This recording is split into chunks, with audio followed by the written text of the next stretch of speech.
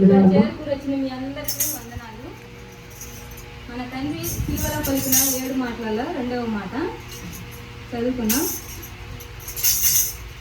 లూకా సువార్త 23వ అధ్యాయం 43వ వచనము.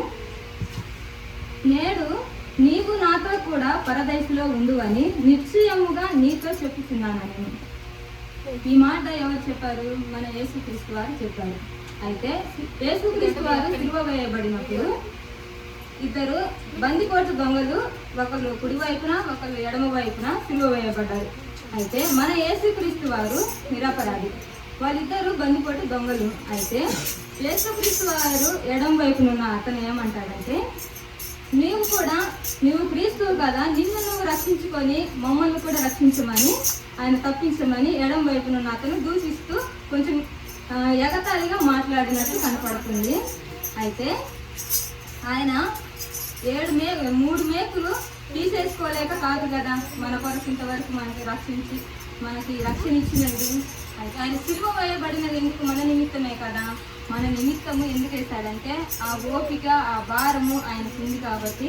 ఆయన మన తండ్రి, ఆయన మన కొరకు సిలువ వేయబడకపోతే మన తండ్రి అయినా పైన ఆకాశము పైన మన తండ్రి ఆయన ఉగ్రత మన పైన చూపిస్తాడు. ఎందుకంటే ఆయన ఉగ్రతకు ఎప్పుడో బలైపోయేవాడు.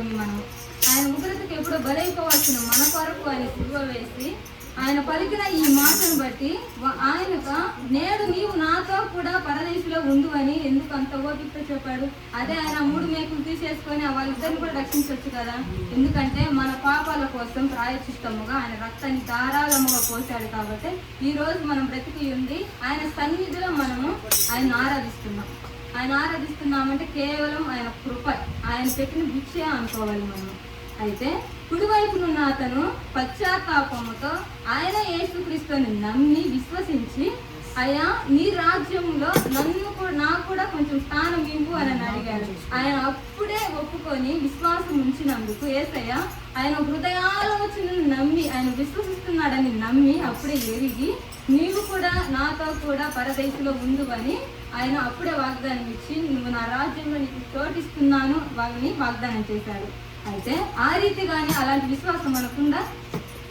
అలాంటి హృదయపూర్వకంగా ఒప్పుకోలు మనకుందా? ఈ రోజుల్లో ఏదో పైపైన ప్రార్థనలు, పైపైన విశ్వాసంతో ఉంటున్నామే కానీ హృదయపూర్వకంగా అతను బందిపోటు దొంగ అయినప్పటికీ ఆయనకు విశ్వాసం ఉంచి ఆయన స్థానంలో ఉండి విశ్వాసంతో ఉండి కూడా ఒప్పుకొని, అయ్యా నీ రాజ్యంలో నాకు కూడా కొంచెం స్థానం ఇవ్వు అని అడిగాడు. కానీ ఈ రోజుల్లో మాకు కొంచెం స్థానం ఇవ్వు అని అడిగేవారు ఎవరు లేరు.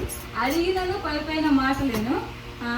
మనం కూడా అలాంటి విశ్వాసం కలిగి దూషించే వాళ్ళగా కాకుండా అలాంటి విశ్వాసంతో హృదయపూర్వకంగా, అయ్యా నీ రాజ్యంలో చోటిచ్చి, అయ్యా మా కోసం నువ్వు పాపంలో చేసిన మా కోసము నువ్వు ప్రాయచిత్తముగా నీ రక్తాన్ని ఆయన ధారాళముగా దారపోస్తావు, నీ శరీరాన్ని ప్రభువా మా కొరకు నలుగొట్టబడి ఉన్నది కాబట్టి యేసయ్య అందుకు మేము ఒప్పుకొని విడిచిపెట్టుకుని ప్రతి ఒక్క పాపను మనందరం విడిచిపెట్టుకొని బ్రతకాలి. యేసయ్య కొరకు ఆయన మన కోసము ఈ ప్రాణాన్ని వదిలేశాడు. అదే ఆ రోజు ఆయన సిలువలో మరణ శిక్షను అందకపోతే మన యేసయ్య ఉగ్రతకు మనం ఎప్పుడు దగించి వేసేవాళ్ళు. అలాంటిది అయ్యా ఆయన నిన్న రాత్రంతయు చెప్పాడు కదా, రాత్రంతయు ప్రార్థన ఎందుకు చేశాడు? అయ్యా నన్ను రక్షించమని చేశాడా? అయ్యా ఈ బిడ్డలను క్షమించు, వాళ్ళ పాప భారం కోసమై నేను సిలువ మోస్తున్నాను అని ఆయన తండ్రి దగ్గర ఒప్పుకున్నాడు.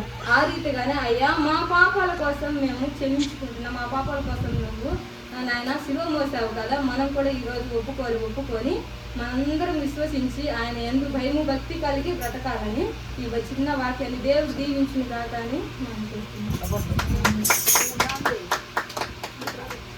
మహోన్నతగా తండ్రి నీకు వందనాలు, స్తోత్రాలు ప్రభువా. అయ్యా నాయన ఈ ఉదయకాల సమయం నుంచి ప్రభువా నాయన